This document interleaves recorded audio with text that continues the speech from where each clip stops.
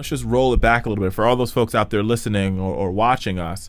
The whole idea that basically a couple years ago, Congress basically forced the post office, no other, there's no, and I want you to explain this to our listeners and viewers, there's no other company or corporation in the world that pays 75 years ahead on pensions and on retirement besides the United States Post Office.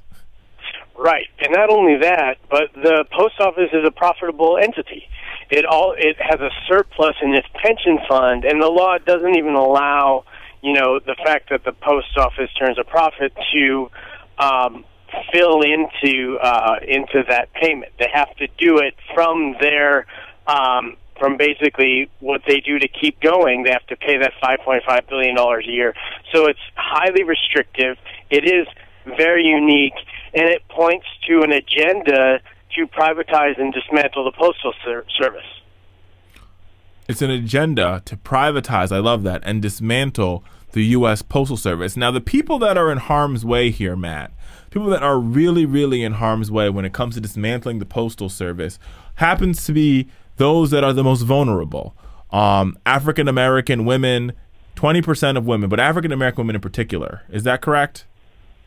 Right, in terms of jobs, and also veterans. So the U.S. Postal Service, as many of your viewers probably know, hires a lot of veterans, more veterans than any other entity in the government outside of the Department of Defense. So this has been, long time, a good, solid job for black families, a solid job for veterans, and a place that has dignified work. A place that rewards people for their time of service and for their accomplishments and merits on the job. And I think that the type of respect that the post office has given to its workers, a type of work environment that then the postal worker takes to their communities, to their families, it really exemplifies sort of what true public service is, and what the possibilities are and what the benefits are to having a highly efficient, well-maintained public infrastructure. And the post office is one of our last remaining solid public infrastructures in the country.